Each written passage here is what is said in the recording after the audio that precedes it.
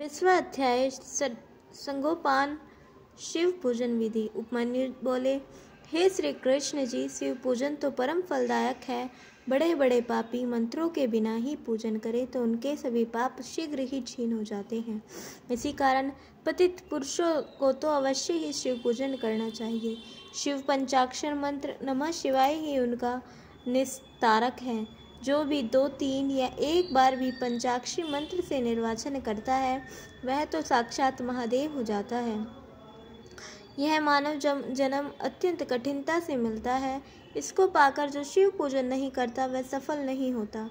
पूजन करने के अनंतर पारिवारिक पुरुषों तथा वन्य जीवों को भी प्रसाद बांटना चाहिए। इस प्रकार से शिव महापुराण सप्तम वायव्य संहिता का 26वां अध्याय समाप्त। बोले उमापति महादेव की जय। 27वां अध्याय हवन कृत्य वर्णन। उपमन्यु जी बोले, हे श्री कृष्ण जी, अब मैं आपको अग्नि कार्य सुनाता हूँ। अग्नि कृत्य तो कुंड, स्थंडिल, वेदी, लोह के पात्र अथवा मिट्टी के पात्र में करना चाहिए। उसमें विधि पूर्वक अग्नि स्थापना करें फिर शिव पूजन करके हवन करना आरंभ करें। कुंड के चारों तरफ 3 मेखला होनी चाहिए।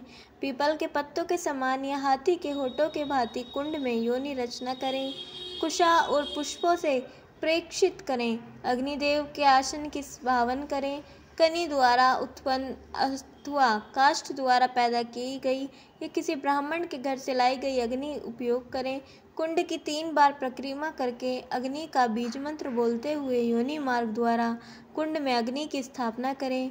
मंत्र ज्ञाता आचार्य यज्ञाध्यान पूर्वक आज्य संस्कार तक मूल मंत्र द्वारा कार्य करें।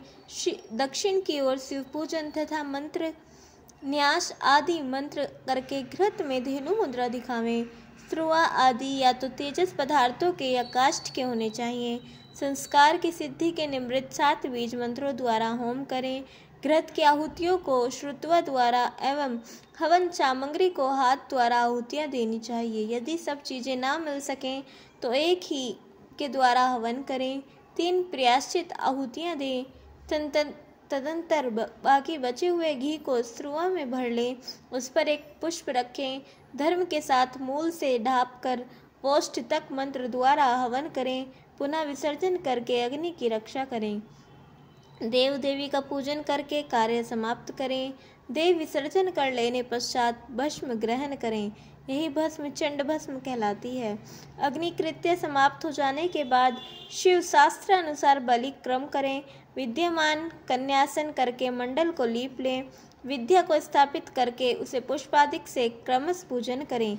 विद्या के समान गुरु मंडल की रचना कर उस पर सुंदर आसन बिछा करके फल आदि से गुरु पूजन करें। उसके बाद पूजनीय का पूजन भी करना चाहिए। हावश्य का भोजन भी देव निवेदित प्रसाद होवे। तत्पश्चात आचमन कर शिव ध्यान करके अनंत करण में मूल का जाप करना चाहिए। इस प्रकार से शिव महापुराण सप्तम वायव्य संहिता उत्तरार्ध का 27वां अध्याय समाप्त। बोलिए उमापति महादेव की जय। कल हम सुनेंगे 28वां अध्याय नित्य नैमित्तिक पूजन विधान एवं 29वां अध्याय काम्य कर्म कथन। तब तक के लिए जुड़े रहें। हर हर महादेव।